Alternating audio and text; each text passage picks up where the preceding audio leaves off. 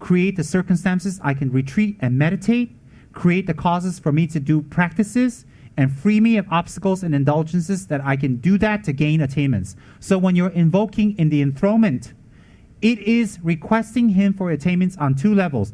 A, he's a Buddha, so you create the causes, but in this case, it's more to create the causes, not directly asking him for attainments, although he is capable. Why? He is not in the form of a yidam, he's in the form of a protector. The protector protects you from the three lower realms by attainments. You understand?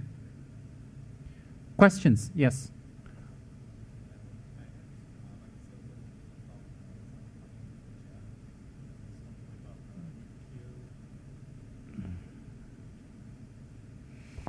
There's one part in the puja that is quite uncertain about, which need Rinpoche's clarification. Is something in 45, page 45, talking something about to kill and then to vomit blood. Then we know that this is not a personalized object or persons that we will visualize, but I would like to know what should we visualize. Just now when I was describing the wrathful offerings, same thing. Same concept. The person vomiting, all that, is that being. Same thing. Okay? Why do you do it again and again? Because you create karma again and again. It's like we do Vajrasattva every day to stop the karma from multiplying that we created that day. Alright, so we do it daily for the karmas that we've done daily. That's why you do confessions daily. When you do confessions, it's just for that day. But what about tomorrow and the next day? Okay? Rinpoche, would you say something about the visualization during mantra recitation, please? For those without Anuttara Yoga Tantric initiation, for those without, since the majority of you is without higher initiations, I will talk in that way, not by Tantric initiation, all right? If you have the initiation of Yamataka or Vajragini or Hiruka, the visualization will be radically different. Radically. When you have the initiation of Yamataka or Hiruka, you will be commanding and ordering Setrap to do this and this. In our case, we do like this.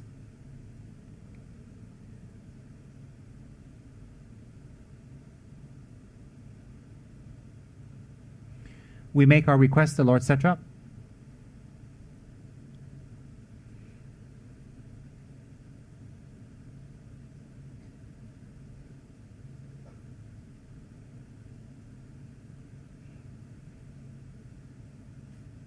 Which method would be easier, huh?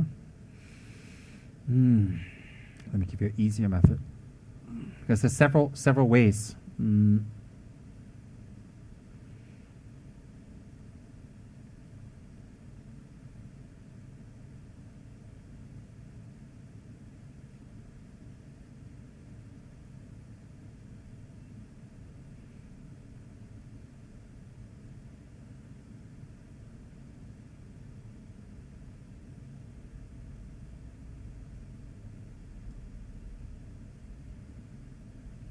Okay.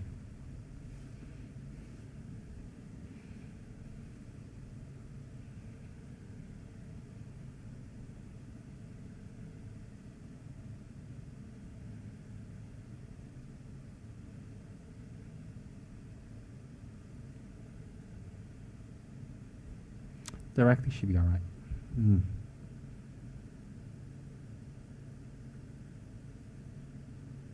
Yeah, directly.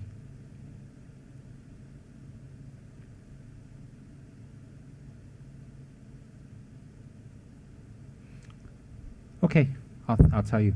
Usually when we do this, when we do the Setra Puja, I've never done it without the higher initiations. So the visualizations we do is quite different. So for you guys, actually, normally people wouldn't even do the visualization, do the pujas. Why? They're normal lay people, they just go there, offer kata, they offer some money, they offer some flowers, whatever, and then they just go off and they pray. So it's very rare. But you guys are different. So what I would advise is this is, you would pray and fold your hands directly to Setra. That would be permissible. Directly to Setra, whatever requests you have, you visualize the 4 lights going out. You visualize the white lights going out from Setrap, because he has 4 actions, enlightened actions. You visualize the white lights emanating from his body very strongly out into the 6 realms of samsara, into the 3 lower realms and the 3 higher realms. And that white light touches everyone. It pacifies their disease. It pacifies their unhappy mind. It pacifies their desires. It pacifies all their negative traits that make them very jumpy, unhappy, passionate, angry. It pacifies them. And you visualize all beings in the 6 realms calm and happy and very at peace. And visualize coming from Setrap doing that. Why? You're using Setrap to activate your wish for samsara. So you're creating the karmic imprint to achieve that. Why? The very reason we perpetuate Setrap is to bring happiness to others. Then the white lights return back and people are at peace. Then you visualize the next one is yellow lights leaving Setrap. Very strong yellow lights emanating out from Setrap.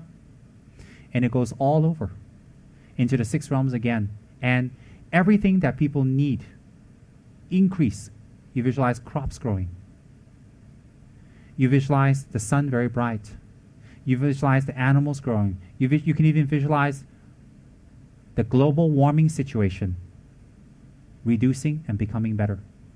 You visualize the lights going out and increasing. You visualize the oceans and the seas increasing and growing, and animals and plants and vegetation flourishing, and the forests and the seas all just flourishing. You visualize that all going out. Very, very strong. And the beings therein also. So whatever people need, whatever beings need, not just people, Setrap gives them. So then you can go individually. Maybe your friend, they need their business. You visualize the yellow lights going out, their business increasing. Maybe someone else is very sick. You visualize the yellow lights going out to them, their life increases. They become very healthy. Because the yellow light represents growth and increase. Then when increased activity has completely been accomplished, the yellow lights gather back to Lord Setra. Then from his body, red lights come out again into the 6 realms. All difficult objects, all difficult people, all difficult beings whose mind is very difficult to change and whose mind is very stubborn and very hard. Red represents control. Their minds change and you're able to hook them on to the Dharma path. You're able to hook them on to the happiness path. Why? At first you're calming their passions down. The next one is you're giving them what they need. So when they're calmed down and they have what they need, the third option must be Dharma. You give them Dharma. How? By bringing their minds to the Dharma. So what you visualize is the red lights going out to sentient beings, their mind being hooked and attracted and pulled toward Dharma practice, liberation practices. Then the lights dissolve back to Lord Setra. Very strongly you visualize that. Then the last one is black lights. Very fierce.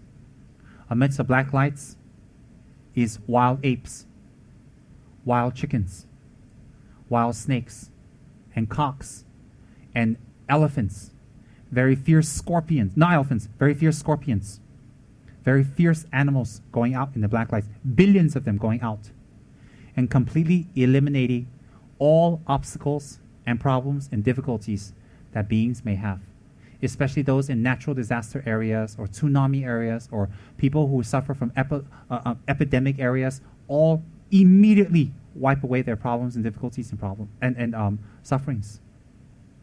And then the fierce black lights and the animals all go back and dissolve into Setra. Then you visualize yourself doing the mantra very strongly and focus on Setra's body. Develop one-pointed meditation. Focus on his body, focus on his eyes, focus on his flags, focus on his horse, what he's wearing. Focus clearly and don't just run here and here. Focus and hold it. Hold the meditation. Don't just wildly do it. Hold it and keep your mind on it. And each time you do the puja and you do the mantra, etc., hold your meditation on his form and keep it there and increase it. Maybe you can hold it for 10 seconds, then 20, then next time 1 minute, then 2 minutes. Hold the meditation and keep it there and increase it and block out everything else. Hold your meditation.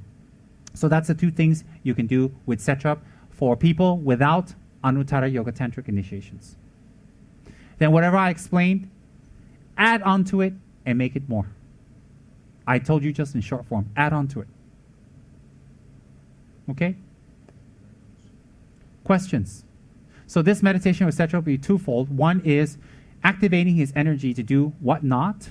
The second is one-pointed meditation to hold one's focus. So in the southern tradition, we think about the nose, we think about the breath going in and out, and we feel the end of the breath at the nose, and we try to hold that concentration. So in this one, we hold the concentration on Setra. What's the difference? The point is to develop the concentration, not the object. The object is not important. The point is to hold the concentration so we can develop insight. How large do you recommend those? Paris? I'm just wondering if you can have 2 or more Dharma protectors. Oh, of course we can. Of course we can. Why not? When would you need 2, or when would You you don't. just need That's one? up to you. If you like it, you do more. Oh. It's like this. If your best friend is the Prime Minister of Malaysia, can you have your best friend as Singapore Minister also? When? When he hops along. Can you have also the Prime Minister of England to be your friend too? When? No problem. But ultimately, if you have one and you follow it well, you don't need so many. You don't need some. When or what? This one cannot. For example, I have to do 4-face Mahakala because it belongs to my Kamsen. I have to do Setra because it belongs to my monastery. And my previous lives invoked Benden Lhamo strongly. I was advised by my gurus many times in the past to invoke on Benden Lhamo. So I know it's correct because when I was a very small boy in America, I saw a tanka of Benden Lhamo and I freaked out. I just said, who's that? What's that? And I asked the monks, I got the mantra. So when I was very young, out of all the Dharma protectors, I used to do Benden Lhamo tremendously on my own. So what happens is now, Mahakala is for my Kamsen, so whatever work I want to accomplish for my Kamsen, I invoke Mahakala. For the monastery, Setra. For you guys, Setra. And on top of that, Benden Lhamo. So it all came along. So with me, I got a bandwagon of all of them. How big we visualize is up to us. Sorry, if you do like another Dharma protector, do you need to have permission or initiation or anything, or can you just do their mantra? Or does it depend on the protector?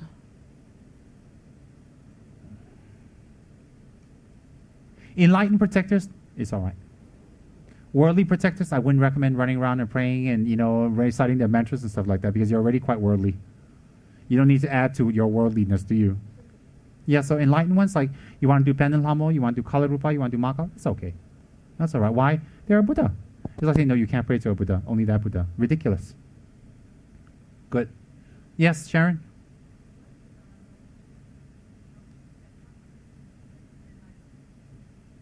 Oh, the Dalai Lama used not Setrap or used Mahakala, all that stuff, because when our country was first converted to Buddhism by Guru Rinpoche installed this Pehar or Nechung to assist the Dalai Lamas.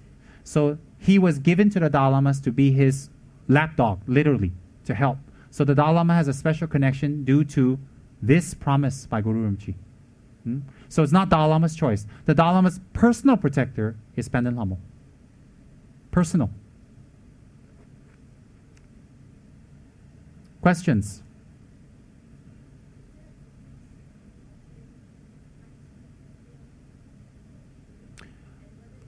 In Tibet,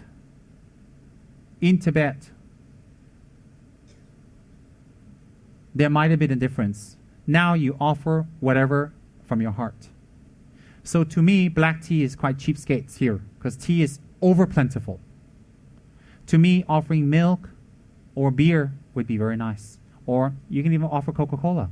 My point is to offer what you like. See, Tibetans like tea. So when we say black tea, it is just a statement for the offering. Actually, we don't call it black tea, we call it serkim. Serkim is golden drink. So from today, let's change it. Let's not call it black tea, let's call it golden drink. We'll say golden drink is a drink that's purified like gold, produces incredible results. So what we do is you offer whatever you like, hot or cold, up to you. Any more questions?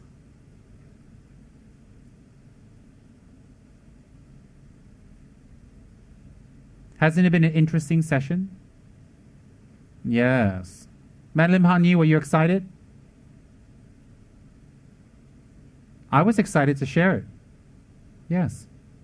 Don't worry, I'm not trying to catch you and then tease you about it. If you were Madame Chua, I do this, but you're not, don't worry. You remember this? Oh, yeah, okay. Yes, JP. Do we have any other people who think? Anybody else? Okay, go ahead, JP. Why would What color does a black tea have to be? No. Oh. Why would an enlightened being like His Holiness the Dalai Lama need to consult an oracle for divinations and whatnot? That one I have no idea. I have no idea at all. But the Dalai Lama consults them and keeps them active. My thinking keeps them active is because in between the Dalai Lamas, the government and the people need help. And there are a lot of people who consult them who also need help. And the Dalai Lama is beyond his capacity to answer everybody's question. So I would think that the Dalai Lama is not actually asking questions for himself. I think it's asking people.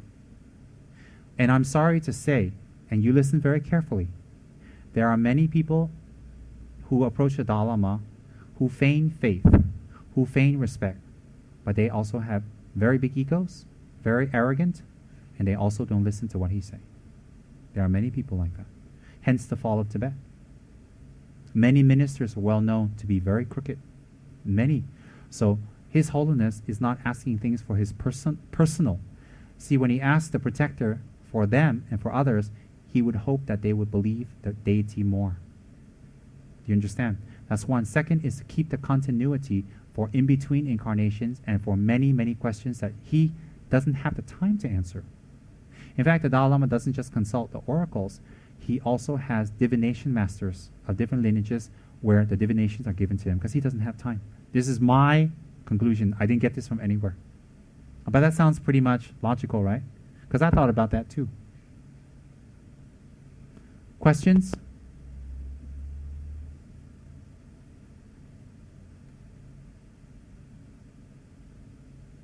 Yeah. Can I ask Setrap's practice in relation to divination? Oh. Can I ask about Setra's practice in relation to divination? I would try to leave that one out, but sneaky here remembered.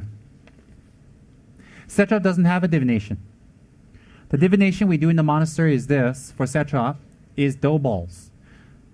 We have a bowl, a special bowl that's contained and blessed, and then in that you make dough balls and you write the answers yes, no, or whatever you have questions to. And it's exactly the same size, and the dough balls are consecrated. Then the lamas will do pujas to Setra for about 3 days, 2 to 3 days, depending on the question, the severity of the situation. And then a highly skilled lama with the monks will go in front and roll. And one of the dough balls will jump out. The dough ball that jumps out, when you open, the answer will be there. That's Setrap's divination. Now, regards to divination, there are many types of divination, many, many types. But you have the dice divination. You have the sword divination. Some protectors do a sword divination, which is, they actually, it's very far like that. They draw a diagram outside of the temple doors, and the protector will actually throw the sword out. I don't know how it goes that far. It goes, and where it lands, you get the answer. They're quite accurate too. Okay, so you have the Zen divination, which is highly skilled lamas will take their Zen, they will fold it a certain direction, and the way it opens up, they will be able to predict the future for you. Certain lamas have a mala divination from their practice. And from the mala divination, from the numbers that they count, from the questions, they can tell you a future. Some lamas use dice divination, shomo divination. So the popular divinations, there are many, but there are two that stand out. One is Benden Lamo, and one is Manjushri. So Benden Lamo's divination has 3 dice. 3 dice. The 3 dice of Benden Lamo's divination, the 3 dice, you have to receive Lama Tsongkhapa initiation, finish the retreat. You have to do Yamataka's initiation, finish the retreat, and fire puja. After that, you have to receive Benden Lamo's initiation and do the retreat and do the fire puja. And Benden Lamo's retreat is very long because the mantra is this: is Jorama Jorama Jorama Jinjikalara Chimarama Jitaja Jinjulu Hong Jo Hong 1. Jorama Jorama Jorama Jinjikalara Chimarama Jitaja Jinjulu Hong Jo Hong. You have to do 400,000. Okay, so you can forget about that one. That's right.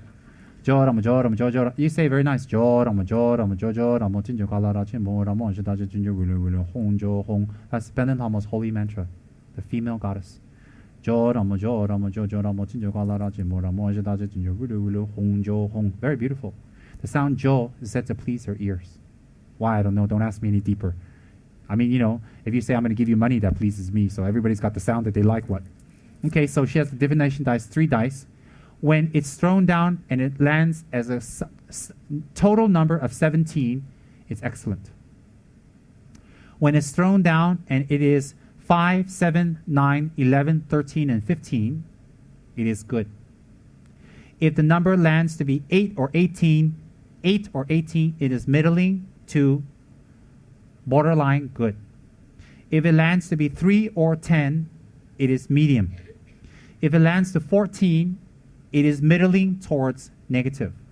If it's landing whether 4 or 6, it is bad. If it lands to a total number of 12 or 16, it is very bad. Avoid that action. Then you have a mope. Mope is a divination text in which the numbers can be broken down and checked further, meaning is division by family, marriage, livestock, business, spirits, relationship, Dharma work, travel, finding something missing, and medical and doctor. It's broken into those different divisions. So once you throw the number down, if you want to look further, you can look into divination text to recommend what pujas to do or what practice to do to a person. Skilled lamas usually have it memorized or they pretty know what's going on. Okay? That's why Benden Lamos in short. If you want to do Manjushri's practice, that's wonderful also. For Manjushri's, it's a single dice. The dice can be made of sandalwood, white or yellow, rosewood, conch shell, or glass. Then it has 6 sides representing Manjushri's mantra, Om Ara Batsa Nadi. You have to receive Manjushri's holy initiation. Keep the commitments, keep the vows, and keep your practice, and do a retreat on Manjushri. Om Ara Batsa Nadi. 700,000 minimum you have to do. Minimum. Okay, it's 100,000 for each mantra. With meditation, 4 sessions a day. After you finish that, then you go to your lama to ask, can I do it? You see, you have to have your lama's permission. You don't go and grab a Manjushri initiation from Lama X, then get the initiation from Lama C, and then stick home and get instructions from Lama B, and then you do your practice and you end up on planet A. You don't do that. People here say, oh, if I can get that from the lama, I'm going to follow him. If not, I'm going to go for another lama. Oh, I'm going to see which lama is more powerful. I'm going to see which lama teaches me more magical things. I'm going to follow the lama that does what I want, gives me what I like, when I want, as I like. Otherwise, if he doesn't choose me for a special initiation, special practice, or special, I'm not going to follow this lama. I'm not going to follow. Just when I said that, he left. Isn't that funny? I'm not going to follow this lama. Very auspicious for him. So what happens is this, is like that, is a lot of people go lama shopping, and that's quite dangerous, because they take a little here, they take a little here, they take a little here, they take a little, they combine it, in the end they nowhere. Confused. Very, very dangerous. So what happens is when we do Manjushri's practice, very strongly, we can do Manjushri's dice. Whatever falls, what sides, again you have a divination text to check those different sections that I broke down earlier. Example, relationships, health, example, whatever. Okay, that's Manjushri's dice. Then if you do Setrap's practice very strongly, there is not a specific dice or a specific way of doing divination that I know of or I've seen in a monastery. But what happens is this, is I've heard of people receiving messages by dreams from Setra very clearly. Very, very clearly. And those are very advanced practitioners. Those are people who are, so don't say, oh, I did Setra Puja, I had a dream, you come back and tell people, you're going to be laughed at. Why are you going to be laughed at? Look at you. Your indulgence is so strong, you think your dream come true. Your dreams are just a dream. So what happens is this, is Setra can reveal himself by your dreams, by indication. Some monks can use Setra and do Zen. Some monks can use Setra and do your mala. So what happens if we do Setra practice very well, we can use our mala to get an answer. We can use our Zen to get an answer. Zen I don't know about, but you can use your mala. I don't know about means I don't know the technique, but there is that technique. We can use our mala or come in our dreams.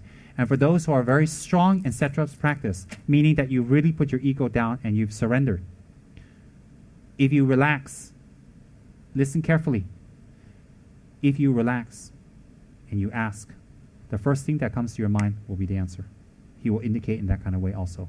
So sometimes when we ask someone a question, if they just relax and keep quiet and think about Setra, relax, something will pop in their mind. Maybe a picture,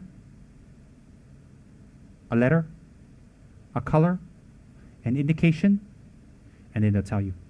And usually it's correct. Setrap is very, very good in that. Why?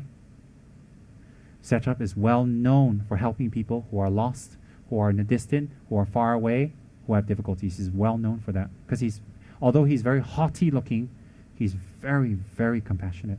Very, very compassionate.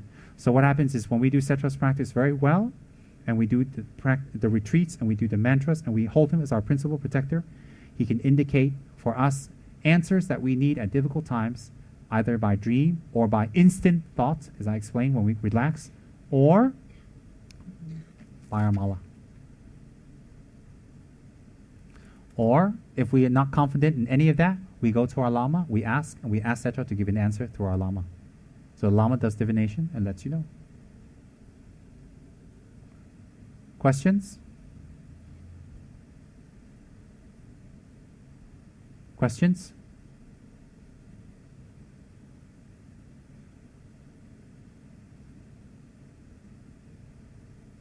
Sure?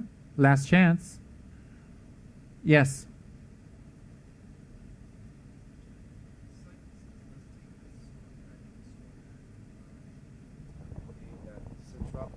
Has made any comment on any statements? Is there any other ways to judge, to check whether is it the real Setrap in the oracle? For you, no.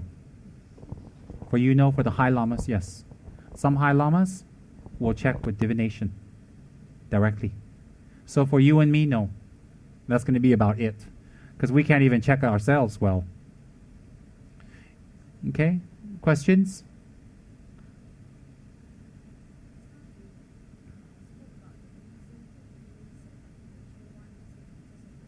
Just now I spoke, I didn't hear you. Louder. Louder, louder. Come louder.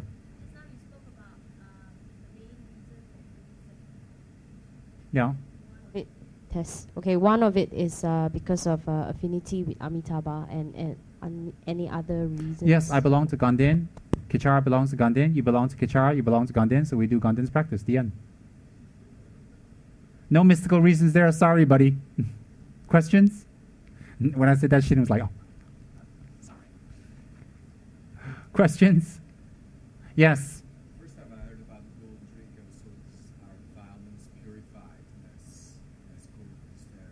Is there? That's fine if you want to think about that. That's fine. Don't make it more than what it is. That's fine.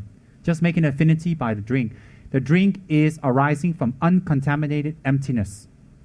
It is enjoying all of samsara without contamination. That's why as a deity of Kala Chakra, we dissolve it into emptiness and it arises as ambrosial nectar that is purified from the 5 substances and 5 meats. From the 5 substances and 5 sacred meats, it arises free of smell, free of contamination. All is empty. From the sphere of insensibility, from the rises air, from round fire, from 3 layers of tripod, 3 hymns, bodies of Maha, from the home light rays radius right there. Air moves, fire flares, all the substances called melting boil. Light rays radius successively in 3 letters, they draw forth and absorb the vachas. The letters is into the skull cup and all melts. Home purifies all false color, smell, potentiality. Ah transforms into nectar. Om multiplies and increases it. Oma ah home, Oma ah home. Point.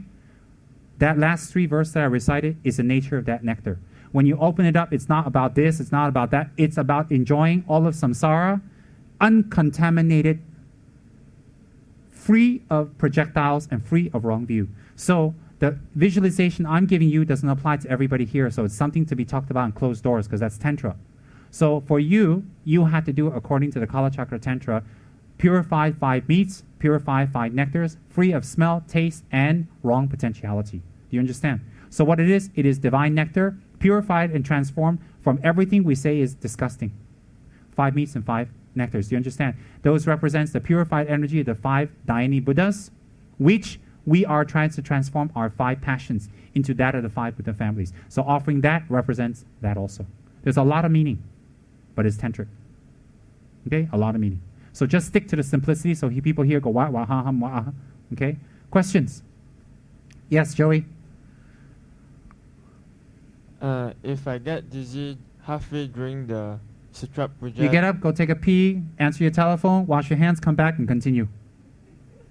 No problem. Setrap knows nature calls. No, I mean I start feeling lightheaded halfway during the puja. You feel too lightheaded, you go take a nap, come back.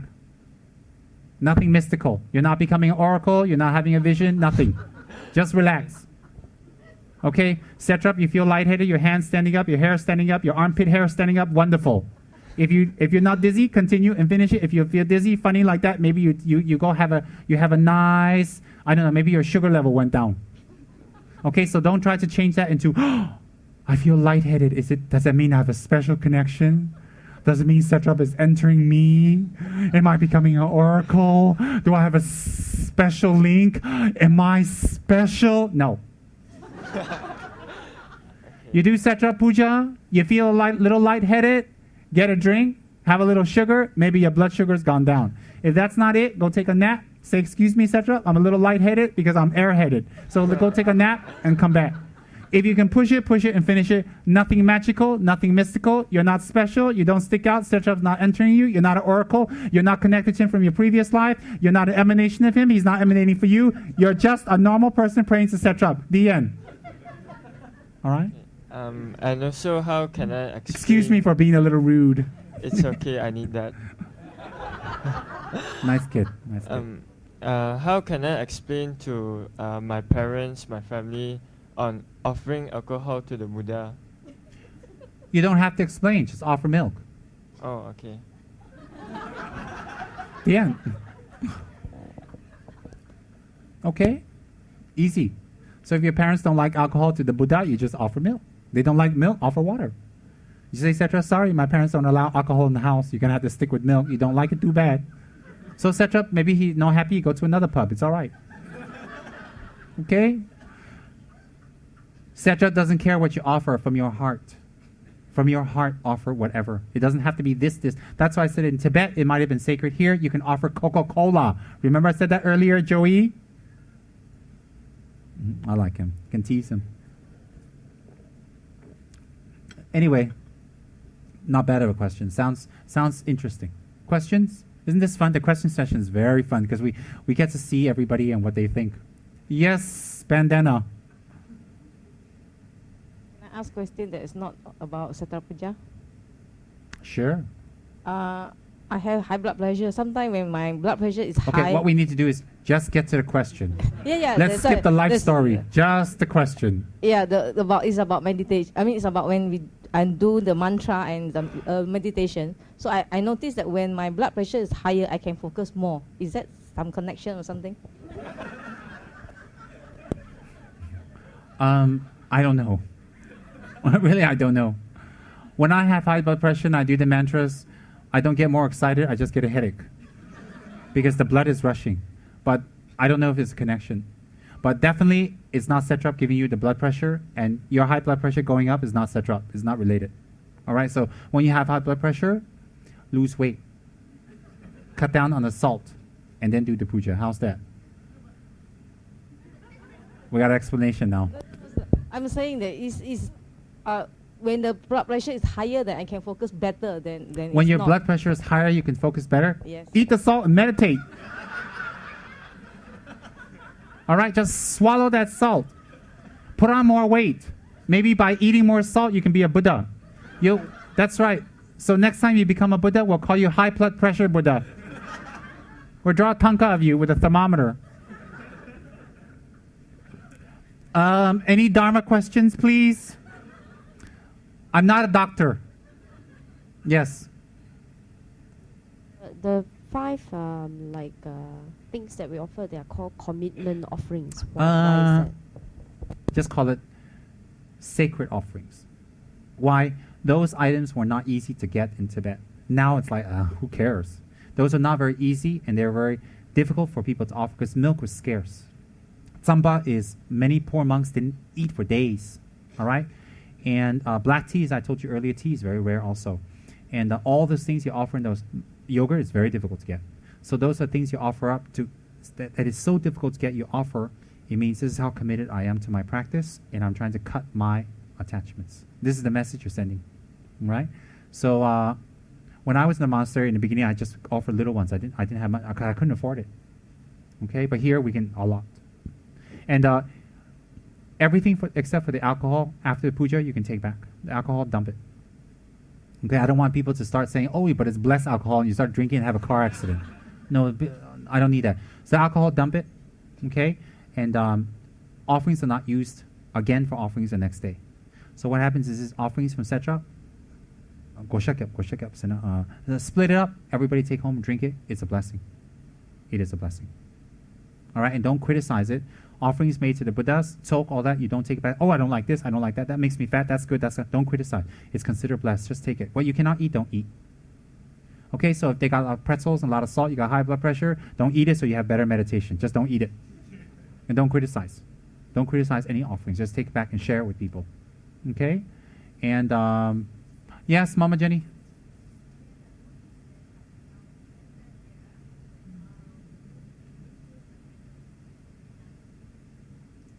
What do you mean we reuse?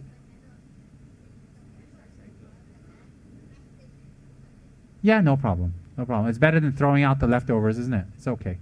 Questions? Anything deeper? Yes?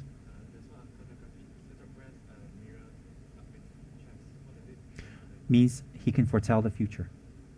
Yes, it is symbolism, so he can foretell the future. And one is a breastplate representing going for war and protection from armor. Protection from weapons. Question? That's a good one. I forgot about that. Questions? Don't be afraid. Even medical questions are welcomed.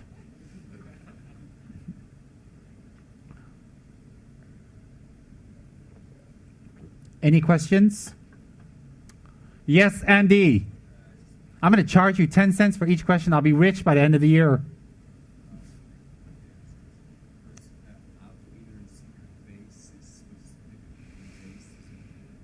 What page? Page 9, the top paragraph, protect the relaxed substances for out basis. Oh, those are just exactly what we talked about. All those things we're talking about, you know, you don't feel like getting it because you're lazy, not because you're not available. So all those things that we're talking about for people who have Setrap initiation, you must offer monthly. You must. It's a commitment. Those who don't have, whether you offer or not, it doesn't matter. So those are commitment offerings, inner offerings, secret offerings. So if you have Setra's initiation, you must do his puja every month, and you must have these offerings. It's a commitment. Well, then we have to go more extended about what goes in the Dharma, how's the rain, the whole shebang. The whole shebang, all right? Questions? Yes, Paris?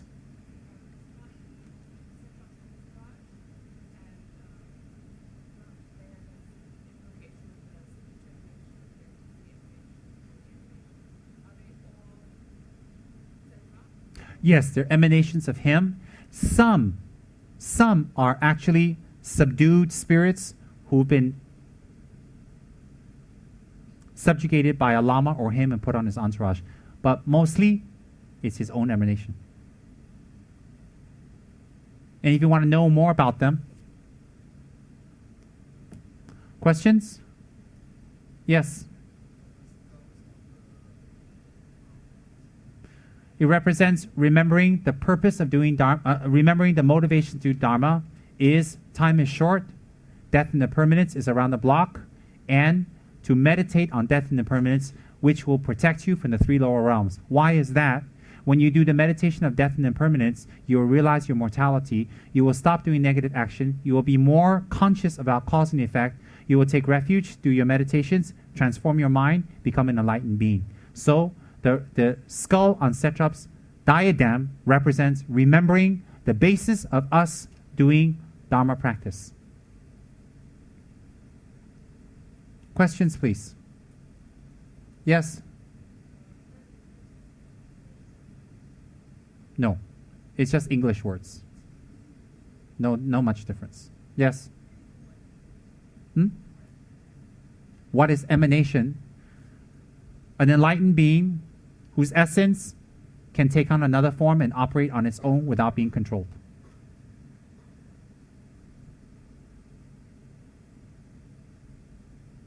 Questions?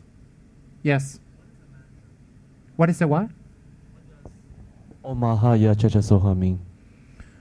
Setrap, give me a lot of money and stop the stupid questions. Om represents Buddha's holy body, all the Buddha's body qualities and all of our negative qualities. You invoke through Setrap to purify and to implant in you. Maha means great. Yaksha is the class of beings that he has manifested in. Yaksha is a class of being that he belongs to. Don't get me into the description because I haven't seen them. His class of beings, the way he looks, belongs to a type of being called Yaksha. So Maha Yaksha means one who's not an ordinary Yaksha, one that's enlightened already. Om Ma Yaksha Tsa, then what's the end? I forgot the mantra. Om Ma Yaksha Tsa, JP. Om Ma Yaksha Tsa Soha. Soha means come forth, give me everything that you represent, everything you can have, everything that you are embodying. Give to me, bring it forth, bring it on. Soha.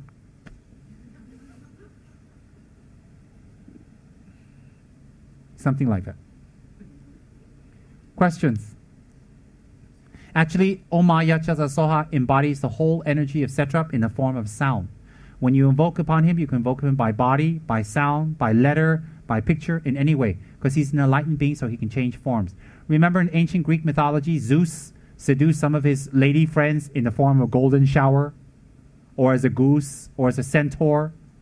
So similarly, if the normal gods can do that, definitely the enlightened beings can do that also.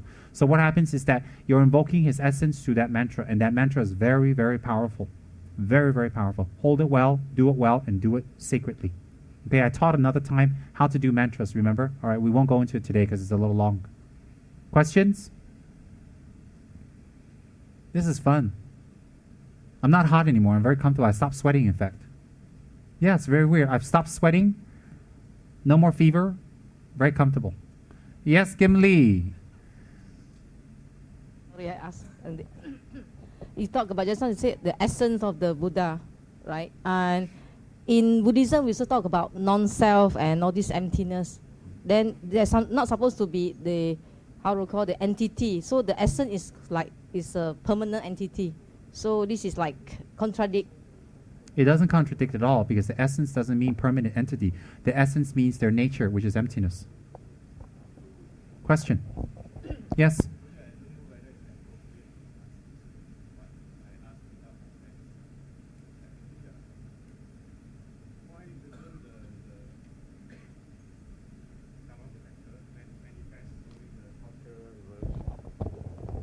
What?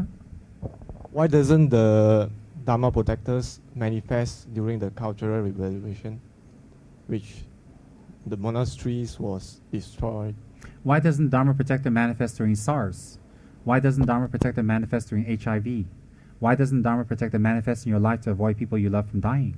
That's the result of people's karma. That's collective karma manifesting.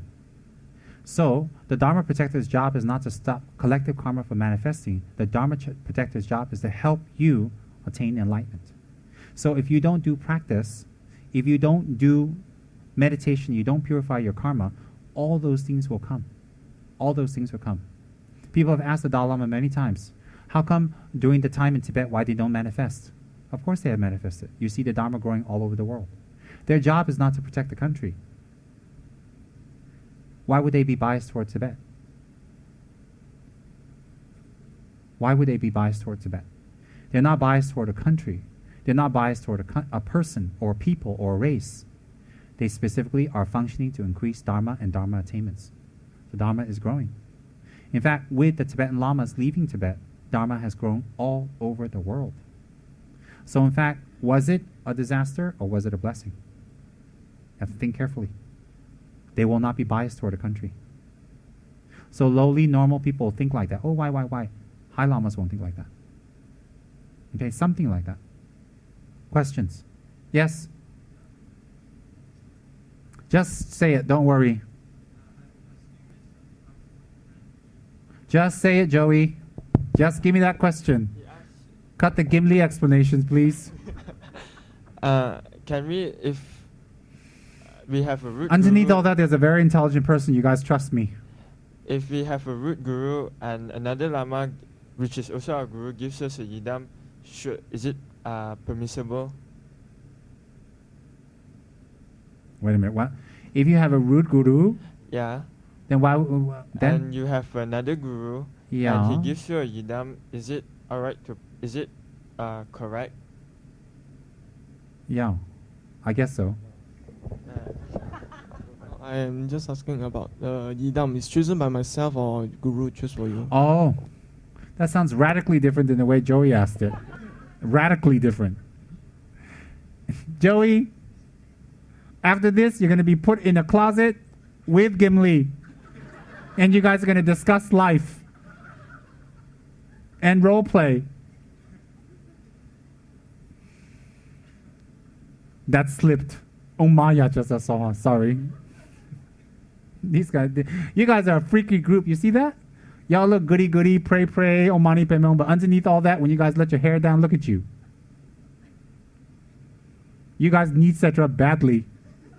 He's the only one that's going to be able to help you, especially Madame Chua. Look at her. You guys haven't seen her at a dinner when she lets her hair down. Okay. Yidam, if you have chosen a teacher and you follow your teacher well and you're very committed to your teacher will select a yidam for you.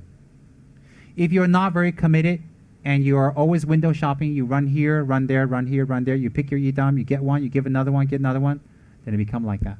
But if you're very committed and you follow a teacher all the way, no matter what, then he will assign a yidam for you, you will practice it, you will get the result. Why? If we don't have time to practice one yidam well, where will we have the time to practice two? Whatever is promised in one yidam, you think another yidam don't have the same power? All yidams have the same power. So if you follow a lama very well, you will not be running here and running there for this yidam or that practice.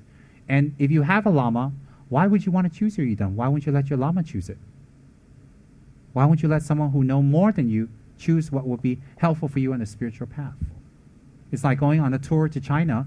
If I don't know China very well, I will follow the tour guide. Yes. Is that okay? If you haven't met our guru, then how? If you haven't met your guru, you don't have to say, this is my yidam, this is my yidam. Just take Buddha Shakyamuni and pray. Buddha Shakyamuni is wonderful. Then just recite his mantra. Oh yeah, that would be very good. You can take Buddha Shakyamuni and focus and visualize Buddha Shakyamuni, recite Buddha Shakyamuni's mantra, and you can obtain his praise. We have his praise here, and you can pray to Buddha Shakyamuni through his praise. That's wonderful. Or you can take Avalokiteshvara, focus on the form Avalokiteshvara, recite a lot of Om Mani Padme Hum. That's wonderful. Wonderful.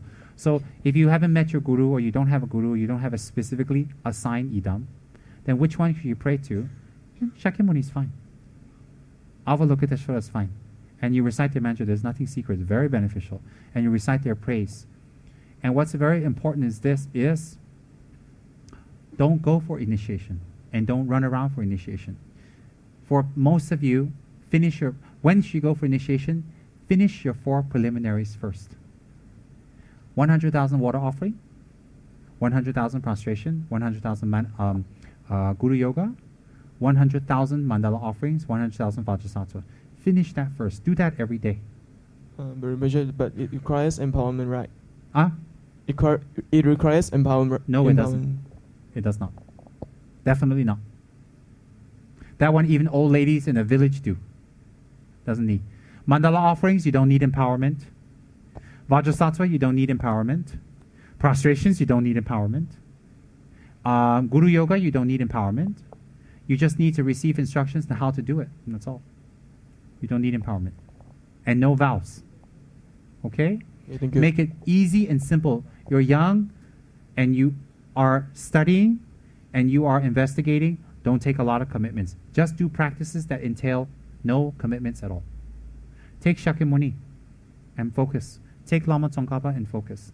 Or take Avalokiteshvara, whatever you like. Focus and pray, because all of them are the same. What you like. And then practice a 5 preliminaries with them. Meaning you can take Lama Tsongkhapa or Shakyamuni and do 100,000 prostrations towards them.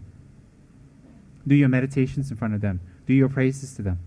Do your confessions in front of them. You can do it all in front of them. That's very good. Understand? Very good. Good. That's a good question. Questions? Last one.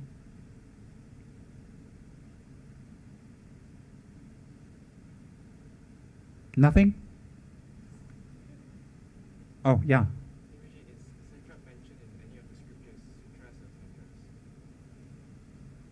No, I pulled it out of the air. Sutras and Tantras. No, it is mentioned.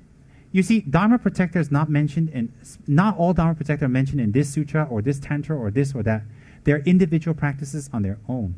They have their own individual prayers and meditations which the lamas pass on their own. So there are protectors. Example, four-faced Mahakala is associated with the Hiroka Tantra. So if you receive the Hiroka initiation, you will be doing the four-faced Mahakala automatically. It's part of the practice.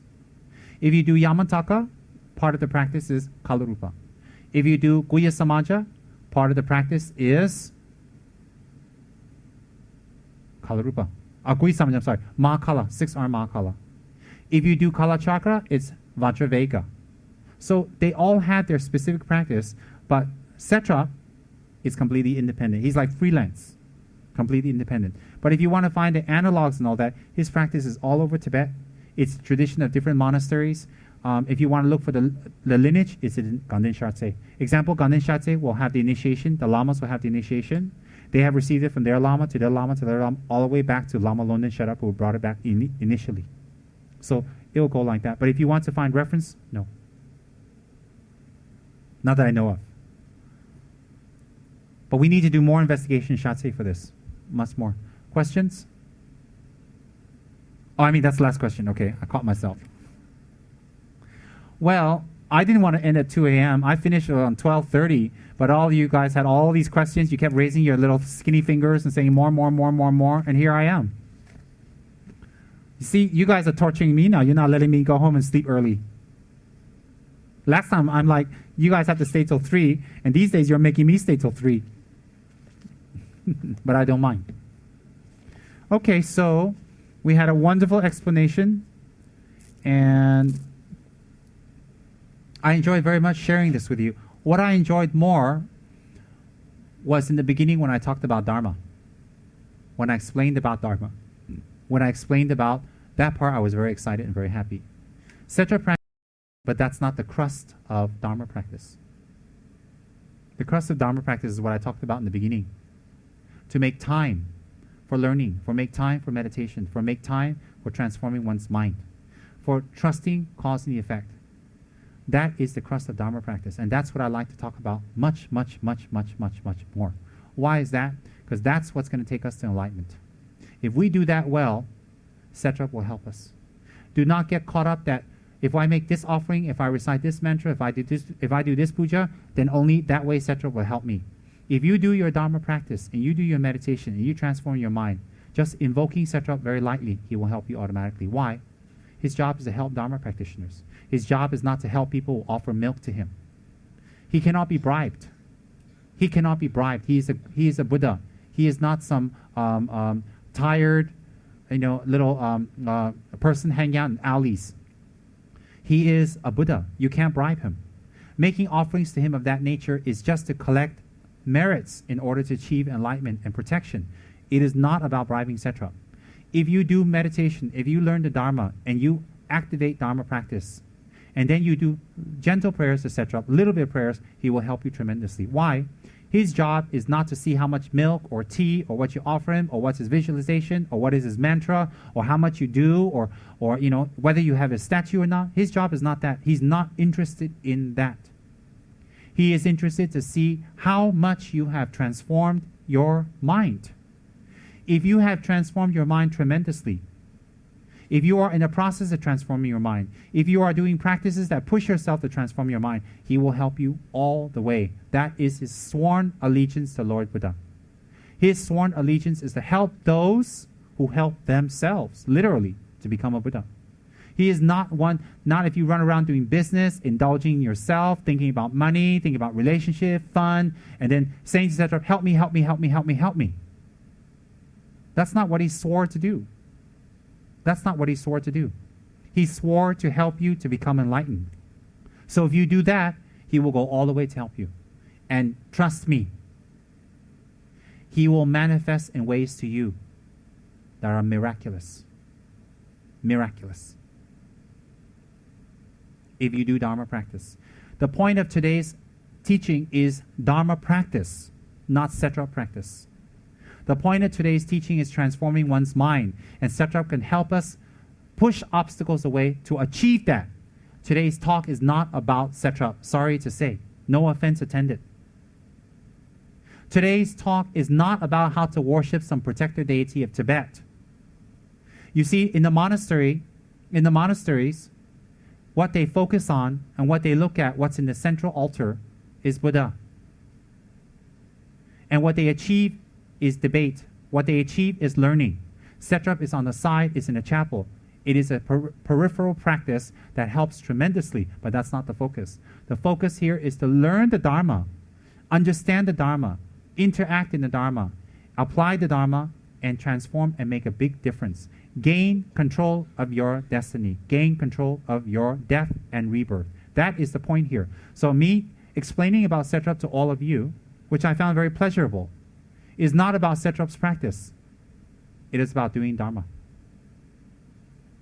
Our center is not about Setrap's practice. Our center is not about ghost busting. Our center is not about telling people how to get rid of ghosts and spirits and increase their money, increase their wealth, and get relationships. Our center is not some cheap temple with some cheap medium, with cheap deities entering and giving cheap advice. Our center is about learning the teachings of Lord Buddha that can be applied to us on an ordinary daily level so that we can transform and that we can make a difference in our life and in everybody's lives around us. And that is our goal. And to go to the next level of making other people more important than ourselves. That is our goal of our center. All the other practices that we do is to supplement that. We are a Buddhist center, not a temple for some oracles. But I showed you some of the famous oracles of Tibet. I showed you all of that. Why? It's nice to have a little pasta. Along with that, Tabasco and a little Tabasco sauce and a little pepper, add some flavoring to your pasta. So the pasta was not this, that was just the flavoring. Okay? So those of you who missed part of this, please get the CD, VCD, whatever, that should be available sometime in the near future, and watch it. Listen to it.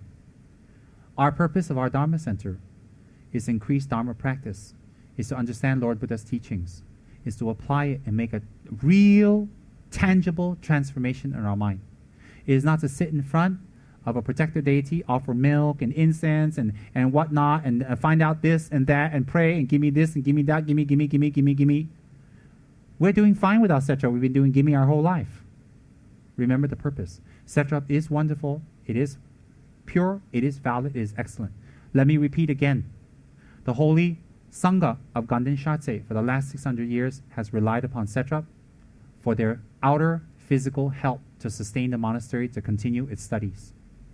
If it's good enough for Gaden Shartse, it is good enough for all of us. Okay? That's good. It's been a great joy. It's been wonderful. Let's do a dedication. And then Rinpoche will hightail out of his room into his helicopter and disappear. Yeah, didn't you know? Did you see the helicopter landing on top? You didn't, huh? Okay, never mind.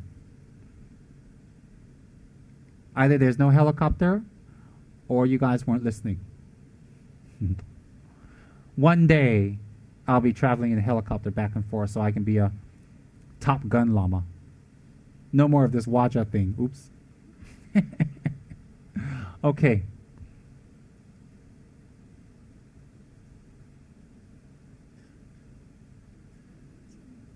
Going in trance? No, JT was like,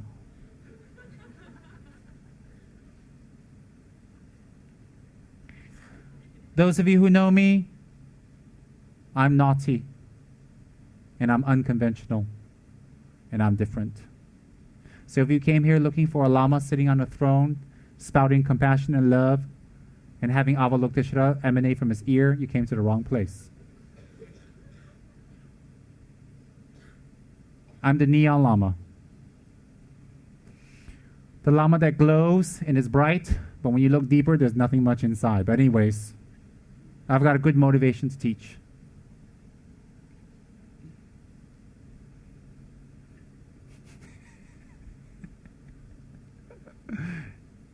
Were you sleeping or actually doing a meditation? I couldn't tell. Sleeping, huh? I thought. Daso.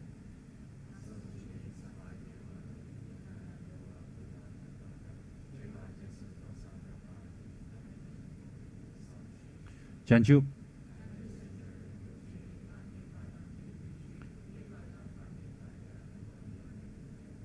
Tony.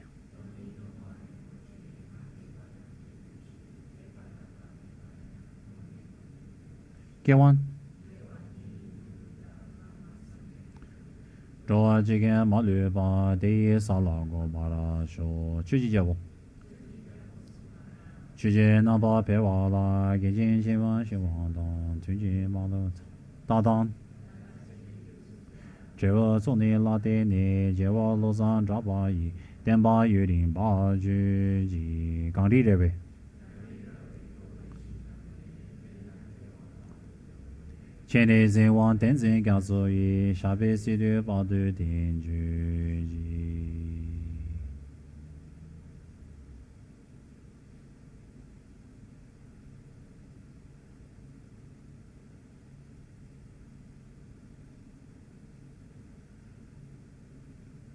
Very good.